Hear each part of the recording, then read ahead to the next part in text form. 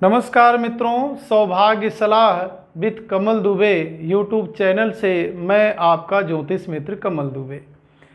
मित्रों, हमने व्यापार के ऊपर एक वीडियो पीछे बनाया और उसमें आपसे वादा किया था कि हम व्यापार के ऊपर दूसरा वीडियो पार्ट 2 भी लेकर के आएंगे।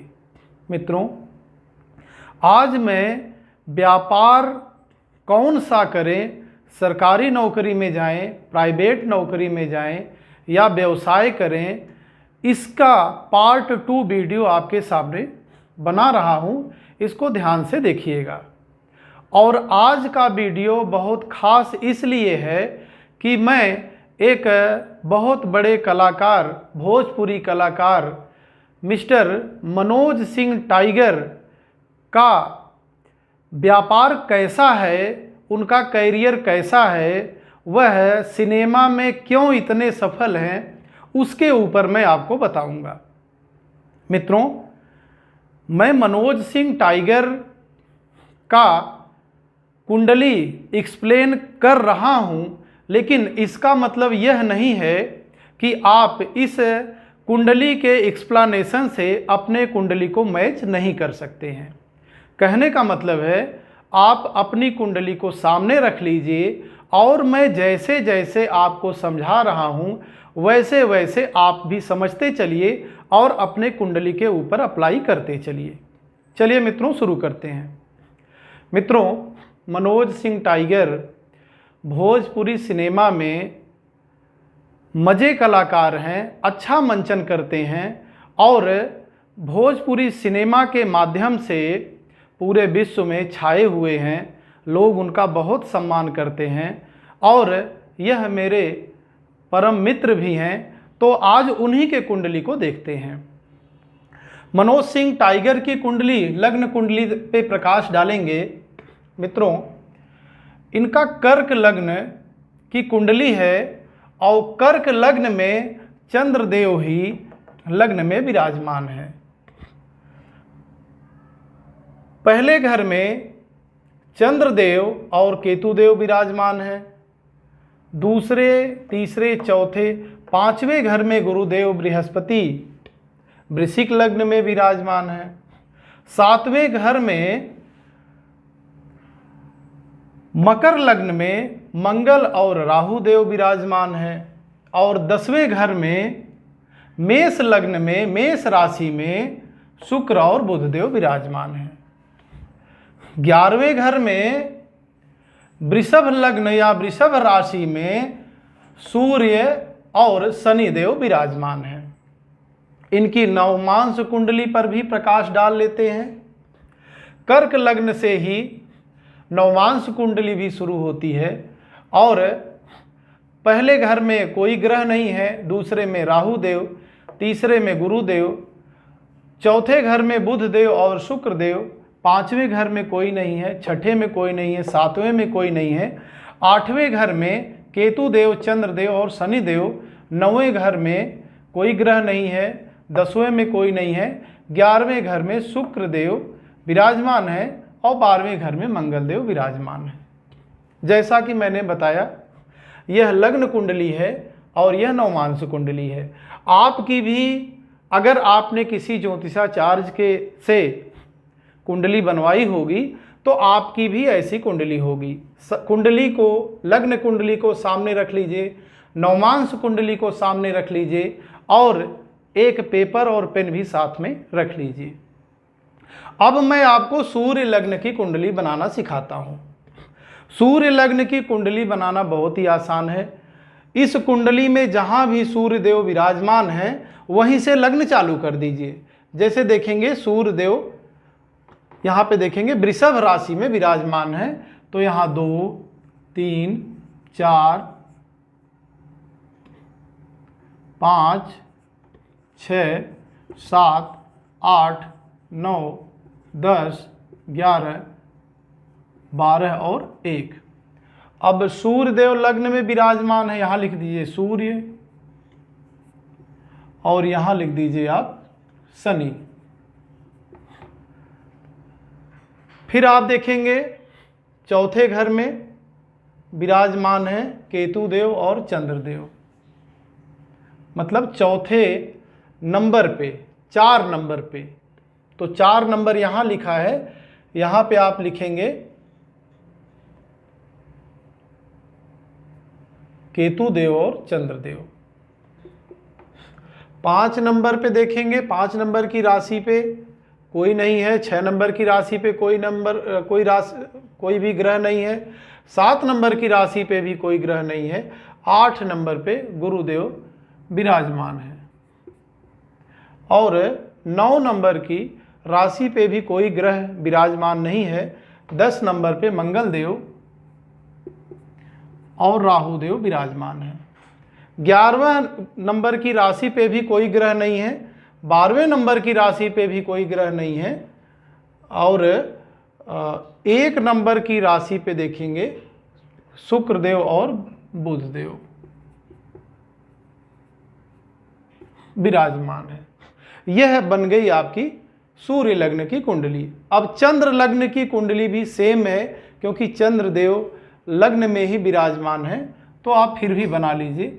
जहाँ पे चंद्र देव लिखे हों वहाँ से कुंडली को शुरू करना है। तो चंद्र देव तो लग्न में ही है, इसलिए 4, 5, 6, 7, 8, 9, 10, 11, 12, 1, 2 और 3। ग्रह को भी बैठा लीजिए। 4 नंबर पे चंद्रदेव हैं, केतु देव हैं। 5 नंबर की राशि पे कोई नहीं है, गुरुदेव बृहस्पति 8 नंबर की राशि पे विराजमान है। फिर देखेंगे 10 नंबर की राशि पे मंगल देव और राहु देव विराजमान है। 11 नंबर की राशि पे कोई ग्रह नहीं है, 12 नंबर पे कोई नहीं है। 1 नंबर की राशि पे शुक्र देव और बुध देव विराजमान है। 2 नंबर पे सूर्य देव और शनि देव विराजमान है और 3 नंबर पे कोई भी राशि नहीं है। आपने अब 4 कुंडली बना ली, लग्न कुंडली, नवमांश कुंडली, सूर्य कुंडली और चंद्र कुंडली। चलिए मित्रों, अब हम यहाँ पे इनके कैरियर के विषय में आज बात कर रहे हैं और किसी भी विषय पे बात नहीं करेंगे। परिवार के विषय में बात नहीं करेंगे, इनके धन दौलत के विषय में बात नहीं करेंगे, सिर्फ आज कैरियर के विषय में बात करेंगे। यहाँ देखिए, मैंने आपको बताया था लग्न कुंडली, चंद्र कुंडली और सूर्य कुंडली, तीनों में से जो कुंडली सबसे मजबूत होती है वहीं से हम व्यापार के विषय में विचार करते हैं। एक कंडीशन और मैं आपको बता देता हूं, अगर लग्न कुंडली में ही सूर्य देव विराजमान हो या चंद्र देव विराजमान हो तो लग्न और मजबूत हो जाता है। अब जैसे इनकी कुंडली को देखेंगे, लग्न में ही, लग्न तो बहुत कमज़ोर है क्योंकि सिर्फ 46 कला का लग्न है, लेकिन यहाँ पे ही चंद्रदेव 23 डिग्री और 30 कला पे विराजमान है। तो यहाँ देखेंगे, चंद्रदेव के विषय में बात करते हैं और राशि हो गई सम। तो 23 डिग्री के बाद देखेंगे 18 से 24 कुमार अवस्था और फिर 18 से 24 में देखेंगे कुमार अवस्था में। तो कुमार अवस्था भी काफ़ी मजबूत अवस्था होती है, इसलिए अब पहले लग्न से विचार करते हैं। चलिए, लग्न से 10वां घर गिनिए। 1, 2, 3, 4, 5, 6, 7, 8, 9, 10।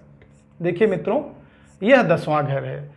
इस 10वें घर में क्या लिखा है? इस 10वें घर में लिखा है 1 का मतलब होता है मंगल या मेष राशि। लेकिन 10वें घर में देखेंगे शुक्र देव और बुध देव विराजमान है। शुक्र देव और बुध देव भी इनके मजबूत स्थिति में विराजमान है। तो जब कोई ग्रह विराजमान होता है तो हम इसको नहीं देखते हैं, राशि को नहीं देखते हैं, उन ग्रहों के विषय में विचार करना शुरू करते हैं। अब यहाँ पे देखेंगे शुक्र देव और बुध देव दोनों लोगों की युति यहाँ पे बन गई है। अब शुक्रदेव और बुधदेव के विषय में बात करते हैं कि शुक्रदेव और बुधदेव से संबंधित क्या व्यापार होता है। यहाँ से देखेंगे, व्यापार बुधदेव व्यापार कराते हैं गणित, मुनीमी, दलाली, शेयर मार्केट, लेखाकार, बीमा, ज्योतिष, आयकर विभाग और कलाकार। कलाकार, इसको ध्यान दीजिएगा, आ गया कलाकार। तो मनोज सिंह टाइगर बहुत अच्छे कलाकार हैं और बुधदेव के ये व्यापार हैं।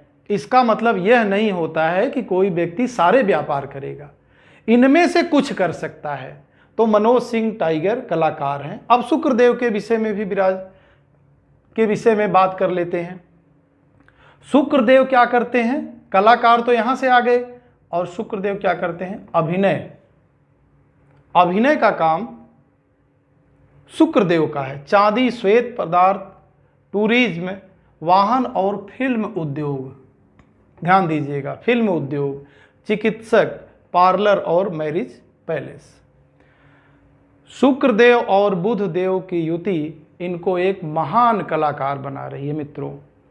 इस प्रकार से यह हमने पहली विधि आपको समझा दी और बता दी। अच्छा, चलिए, चूंकि हमने चंद्र लग्न और लग्न से विचार किया है, अब सूर्य लग्न से भी विचार कर लेते हैं। देखिएगा, यहां से 10वां घर गिनेंगे। 1 2 3 4 5 6 7 8 9 10। यहां पे देखेंगे क्या लिखा है। यहां पे लिखा है 11। 11 का मतलब होता है कुंभ राशि। अब कुंभ राशि के मालिक होते हैं शनि देव भगवान। अब नवमांश कुंडली की जरूरत आपको पड़ेगी। नवमांश कुंडली में देखेंगे कि शनि देव किसके नवमांश में विराजमान है। तो मित्रों, शनि देव खुद अपने ही नवमांश में विराजमान है, क्योंकि 11 नंबर हो गया कुंभ राशि, और यहां शनि देव, चंद्रदेव और केतु देव। शनि देव, चंद्रदेव और केतु देव एक और व्यापार, एक और विषय को वह उनको रिप्रेजेंट कर रहे हैं कि कुछ और करें। अब क्या हो गया? शनि देव से संबंधित व्यवसाय देखते हैं क्या होता है। नौकरी, मजदूरी, ठेकेदारी, लोहे का कार्य, टायर का उद्योग, भवन निर्माण, मैकेनिक, इंजीनियर, कोयला और पेट्रोल। मैं व्यक्तिगत तौर पे मनोज सिंह टाइगर से यह बोलना चाहता हूँ, इनमें से जैसे कोयला और पेट्रोल के विषय में भी अगर वह व्यवसाय करते हैं तो उसमें भी वह सफल होंगे और निश्चित तौर पे सफल होंगे। मित्रों, आपने लग्न कुंडली, सूर्य कुंडली और चंद्र कुंडली के माध्यम से यह देखा कि मनोज सिंह टाइगर 2 लग्न के माध्यम से कलाकार, फिल्म उद्योग और अभिनय, ये तीनों में इनकी रुचि हो रही है। इसी वजह से यह फिल्म जगत में प्रसिद्ध हैं, फेमस हैं और इनका मान सम्मान है। मजे हुए कलाकार हैं और बहुत अच्छे जिंदा दिल इंसान हैं। मित्रों, एक विषय के विषय में मैं और आपको बताऊंगा, उसे भी आप समझ लीजिए। एक दूसरा सिस्टम होता है कि लग्न कुंडली में हम लग्न से 10वां घर गिने, जहां चंद्र देव लिखे हैं वहां से 10वां घर गिने, और जहां सूर्य देव लिखे हैं वहां से 10वां घर गिने। चलिए गिनते हैं। लग्न से 10वां घर आया ये स्थान, यहां पे लिखा है 1, यहां आप 1 लिख लीजिए। फिर चंद्रदेव से 10वां घर गिनते हैं, वहां भी आ गया 1, और सूर्य देव से 10वां घर गिनते हैं तो 1 2 3 4 5 6 7 8 9 10, यहां आ गया 11 है। अब देखेंगे, 1 का मतलब होता है मेष राशि, और मेष राशि के मालिक होते हैं मंगल देव। दूसरे में भी देखेंगे कि मेष ही राशि आ रही है, और उसके भी मालिक होते हैं मंगल देव, 2 मंगल देव हो गए। और 11 नंबर आती है कुंभ राशि।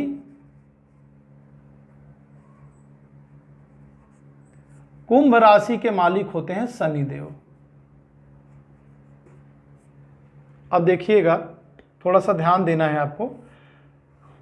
2 में तो मंगल देव आ गए। अब नवमांश कुंडली पे ध्यान दीजिए।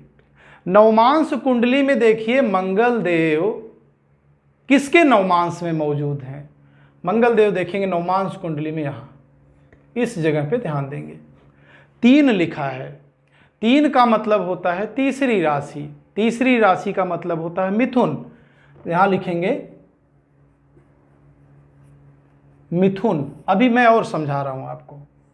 फिर यहां देखेंगे शनि देव किसके नवमांश में आ रहे हैं। शनि देव खुद ही अपने शनि देव के ही नवमांश में आ रहे हैं। और केतु देव, चंद्र देव और शनि देव तीनों लोग मिल करके इनका सहयोग कर रहे हैं। तो यहां पे आ जाएगा कुंभ।